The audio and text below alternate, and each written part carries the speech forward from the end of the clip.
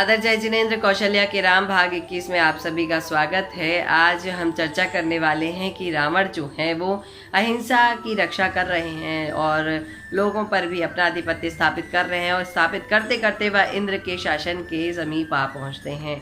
जब वह आगे बढ़ रहे हैं तो बढ़ते बढ़ते उन्हें लगभग 18 वर्ष हो चुके हैं। 18 वर्षों के बाद जब वह आगे बढ़ते हैं तो उन्हें पास ही कैलाश पर्वत दिखाई पड़ते हैं और वह जिन मंदिरों के दर्शन के लिए आगे बढ़ते हैं, परंतु उन्हें यहाँ पर मुनिराज बाली का स्मरण हो आता है। वही मुनिराज बाली जिनके एक अंगूठे के प्रभाव से, एक अंगूठे के दबाव से रावण उस कैलाश पर्वत समेत धरा पर दबाव होने लगे थे, दबने लगे थे। अतः उनका दशानन का नाम रावण पड़ गया था।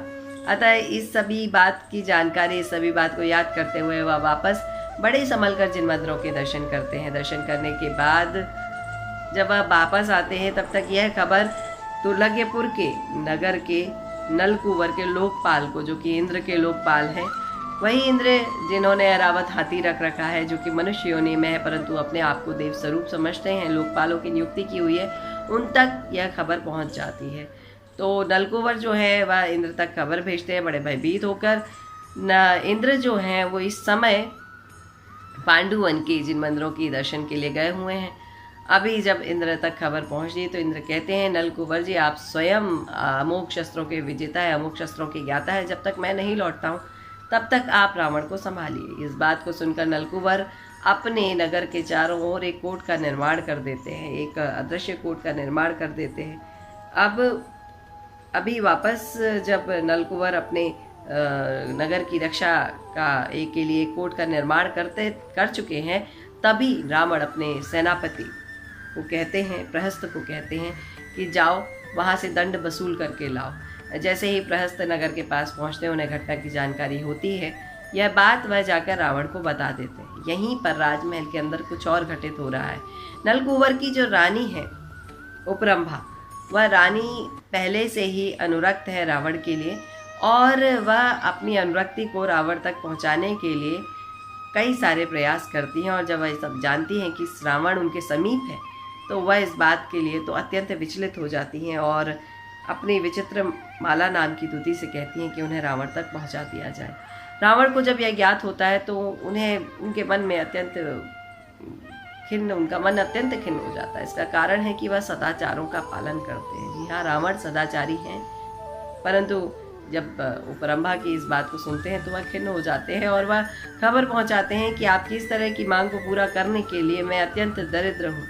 और साथ ही यह बात अपने विभीषण आदि मंत्रियों से भी कहते हैं। तो मंत्री विभीषण उसी समय उनसे कहते हैं कि अगर उपरंभा यहाँ आ जाती है तो नगर में प्रवेश करने का कोई ना कोई मार्ग तो वह हमें अवश्य ही बता देती। रावण का आदेश दिया जाता है रावण के द्वारा कि जो स्त्री मुझ में आसक्त है, मुझे उसकी रक्षा करना चाहिए, यह मेरे कर्तव्य में आता है। और वह उपरंभा को अपने पास बुलवा लेते हैं और उपरंभा के समीप आते ही वह उनसे कहते हैं कि हे उपरंभा, मैं इस जंगल में रहते वन में रहते थक गया हूँ। मुझे आपके नगर में प्रवेश करना है, दुर्लभपुर में भ्रमण करना है, तो आप उसमें प्रवेश करने का मुझे तरीका बता सकती हैं। तो उपरंभा उन्हें बता देती हैं कि आशालिका नाम की विद्या जो प्राकार बनकर खड़ी हुई है और व्यंतर देव उसकी रक्षा कर रहे हैं, इसके बारे में उन्हें जानकारी देती है और कई सारे अस्त्र शस्त्र भी उन्हें दे देती हैं। विद्या मिलते ही माया का प्रकर दूर हो जाता है और रावण नगर में प्रवेश कर जाता है। और जैसे ही रावण नगर में प्रवेश करता है, नलकुवर समझ जाते हैं कि यह नगर उनके हाथों से तो गया,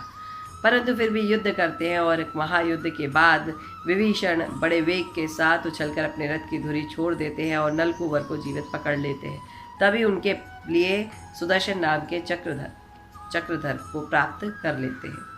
रावण ने एकांत में उपरंभा से कहा कि विद्या देने के कारण आप मेरी गुरु के समान हो गई हैं, अतः मैं आपके साथ तो नहीं रह सकता। और दूसरी बात यह है कि आप एक विवाहिता स्त्री हैं, आप एक विवाहित स्त्री हैं और इस तरह से विचार करना आपके लिए भी अच्छा नहीं है। और अगर मैं आपके साथ रहता हूँ तो मेरा जो नाम है, मेरा जो कीर्ति है, वह सब मलिन हो जाएगी। इस बात को सुनकर उपरंभा वापस चली जाती है। नलकुवर को यहाँ तक पता ही नहीं है कि इस बीच क्या घटित हुआ है, अतः वह अपनी स्त्री के साथ वापस सुख से रहने लगते हैं। रावण का सम्मान जो है वह पूर्ववत बना रहता है अब इंद्र को खबर मिल जाती है, इंद्र को पता पड़ जाता है कि किस तरह से उनके नगर पर एक लोकपाल पर कब्जा किया जा चुका है, उसके एक लोकपाल को अपने वश में किया जा चुका है। इस बात को जैसे ही उन्हें पता पड़ता है, वह अपने राजा के पास पहुंचते हैं, अपने पिता के पास पहुंचते हैं और पिता से कहते हैं कि पिता मैं क्या करूं इस समय। तो पिताजी कहते हैं कि तुम्हें अपनी जो बेटी है, पुत्री है, रूपवती नाम की कन्या है, उसका विवाह रावण के साथ कर दो और संधि कर लो। यह बात इंद्र को थोड़ी सी पसंद नहीं आती है। इसके बाद वह क्या करते हैं, इस बारे में हम चर्चा करेंगे अगले भाग में। तब तक के लिए आज्ञा दीजिए। प्रणाम, नमस्कार, जय श्री कृष्ण।